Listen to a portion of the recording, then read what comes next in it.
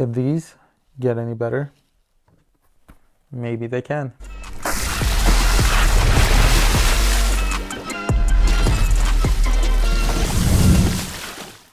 First and foremost, huge shout out to Wade for sending these over. These look like they're going to be awesome. And with that being said, what's up guys, Vinny here with Sneaker Tweaker, and today we have our first impressions on the Wade or the Wade All City 11 V2. Now, I know Wade actually comes out with upgraded models pretty quickly after they actually release the model earlier that year. There's been V2s in the past as well, and they come out shortly after the original model has been released. Now, I'm not one to complain because even if a little bit, they do make some nice touches or nice upgrades to whether it be the upper or the performance. As always, let's start it off with the traction. The All City 11 V2 features the same exact traction pattern as the V1 or the regular one. Now, the herringbone traction pattern, as many of you know, is a tried and true traction pattern. It works really well, and for me at least, it feels like in the V2 it actually works a little better. I don't know if the rubber compound has changed. I don't think so, but for some reason it actually grips the floor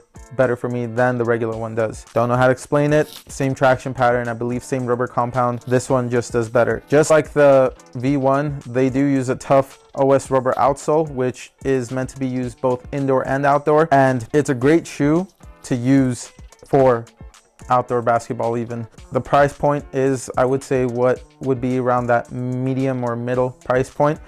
And if you need to get an outdoor basketball shoe and you are a guard, look no further. These are amazing. On top of that, for those of you who do care, the traction does squeak.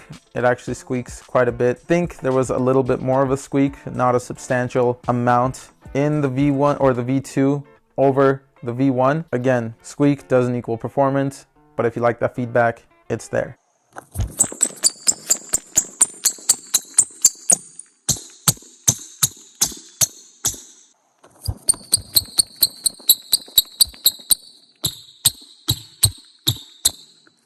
As for the cushion, it does use the same exact cushion as the All City 11 regular or the V1, but for some reason, and I guess this has been the case for a lot of other people, the V2s actually feel more plush and more bouncy. So I don't know how that works, but it is what it is, and it feels that way. The cushion may be a little bit much for some people. However, for me, it's a great amount. I love Boom. Boom is the best, I guess I would say one of the best cushion setups out there. It's my favorite, I would say, right after Zoom. It's an amazing setup. For the price that it is a solid shoe. It's definitely a steal. As for the fit, they do fit a lot like the V1 or the regular one. Now, I would say the V2s are a little bit more snug, and that's, if you can see it, the lacing system or the upper is closer together, and you do have the upper actually knitted closer together from where your forefoot is, goes higher up. Whereas in the V1, you don't necessarily have that. I feel like it's a little bit more customizable. Overall though, very minor, I wouldn't say issue, just very minor detail. If you are a narrow footer, definitely won't have an issue. I know on their website, they recommend that if you are getting these shoes, go up half a size. For me, I normally go true to size, even on Wade or any other Chinese brand. I just take the time to break it in. It's a painful process, but after it's done, I do love the fit a lot more than if I were to go up half a size, break it in, and then there's that space in the toe box between my foot and then the tip of the shoe. As for the support, now this is where it's a little bit different as well. You do have, it's a little bit more, don't know if this is more lightweight or this one.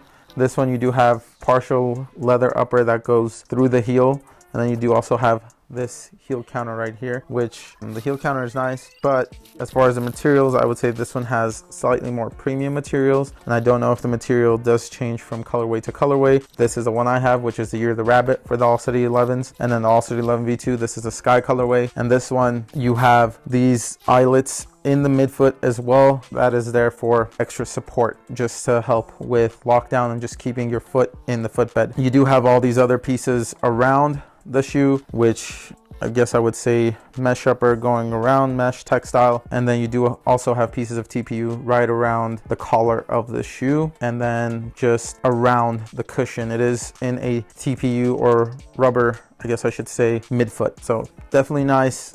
Cushion's good, the support's good, lockdown's good. I haven't had any issues with tipping over or rolling my ankle or any heel slippage. Now for the materials, I guess we kind of talked about it, but you do also have the tongues right here, which if you check it out, the Sierra the Rabbit one has, I guess, fur on the tongue. The lacing or the laces on there are also different. This one, I feel like the one on the All City 11, they kind of lock it down a little bit better, but I like the one on the All City 11 V2 better because I feel like it presses on my foot a little much. So this one I like a little bit better. This one's the rounded laces. And then on top of that, if you guys did not notice, the heel counter is also substantially different. In the V2, it is lower, and then on top of that, it doesn't have those spikes coming out. As for, I guess, performance differences from what I noticed on the initial wear, the cushion was slightly better. The upper, I would say they're both pretty breathable, and then the traction was slightly better, which is really weird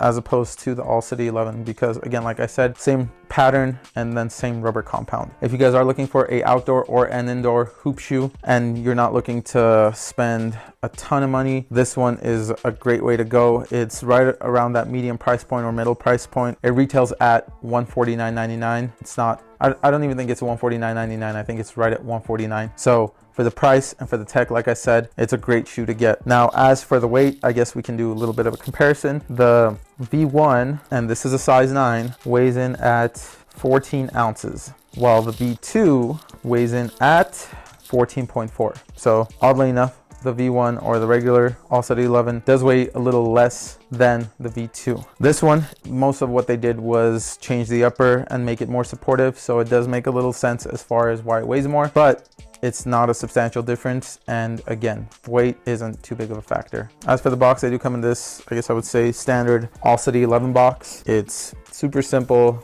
I mean, it's got a clean look, but there's not really any difference from the regular All City 11s and the V2s. If you guys have played in the Wave Weight All City 11 or the All City 11 V2, let us know your experience down below.